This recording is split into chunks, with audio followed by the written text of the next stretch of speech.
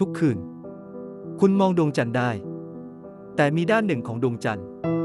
ที่มนุษย์บนโลกนี้ไม่เคยเห็นมาตลอด 4,500 ล้านปีและในปี 1969 นักบินอวกาศ 3 คนได้ยินบางอย่างที่ด้านนั้นนาซาปิดเป็นความลับนานเกือบ 40 ปีด้านมืดของดวงจันทร์ไม่ได้มืดจริงครับมันได้รับแสงอาทิตย์เท่ากับด้านที่เราเห็นแต่มันหันหลังให้โลกตลอดเวลาตั้งแต่ดวงจันทร์ถือกำเนิดขึ้นมาเราไม่เคยเห็นมันเลยคำถามคือทำไมเพราะดวงจันทร์ถูกไทดัลล็อกมันหมุนรอบตัวเอง1 รอบในเวลาเดียวกับที่โคจรรอบโลก1 รอบเหมือนมีใครบางคนตั้งใจให้มันซ่อนด้านหนึ่งไว้และเมื่อยานอพอลโล 10 บินเข้าสู่ด้านมืดของดวงจันทร์ในปี 1969 สัญญาณจากนาซาถูกตัดขาดนักบินอวกาศอยู่บนห่างจากโลก 400,000 กิโลเมตรแล้วพวกเขาได้ยินมันเสียงแปลกประหลาดที่นักบินอวกาศยูจีนเซอร์แนนบรรยายว่าฟังดูเหมือนดนตรีจากอวกาศเขาถามเพื่อนร่วมทีมว่าได้ยินเสียงนั่นไหมและอีกคนตอบว่าแปลกมากเลยนะไม่มีใครเชื่อเราหรอกนาซาเก็บบันทึกเสียงนี้เป็นความลับนานเกือบ 40 ปีก่อนจะปลดความลับในปี 2008 คำอธิบายอย่างเป็นทางการบอกว่า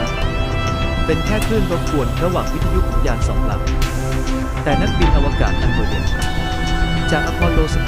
15 ไม่เชื่อคำอธิบายนั้นเขาบอกว่านักบินอวกาศรู้ดีว่าเสียงรบกวนปกติเป็นยังไงสิ่งที่พวกเขาได้ยินไม่ใช่แบบนั้นและนั่นไม่ใช่ความลับเดียวของด้านมืดดวงจันทร์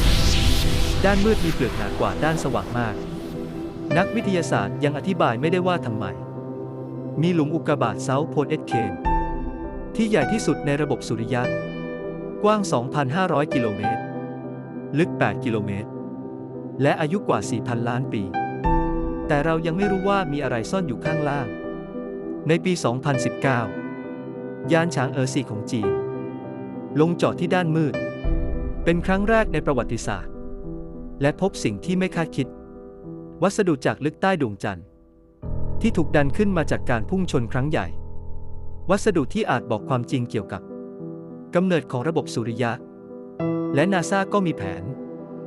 ส่งยานอาร์เทมิสกลับไปดวงจันทร์แต่ก็ยังไม่มีแผนชัดเจนที่จะลงจอดที่ด้านมืดทำไม 95% ของด้านมืดดวงจันทร์ยังไม่ถูกสำรวจอย่างละเอียดและทุกครั้งที่มนุษย์เข้าใกล้มักจะพบบางอย่างที่ไม่คาดคิดดวงจันทร์อยู่ห่างจากโลกแค่ 400,000 กิโลเมตรมันคือสิ่งที่ใกล้ที่สุดในอวกาศแต่ด้านหนึ่งของมันยังคงซ่อนความลับไว้ที่เราไม่รู้ว่าจะเจออะไรนี่คือ Unknown File ทีกด Subscribe ไว้ก่อนที่แฟ้มนี้จะถูกปิด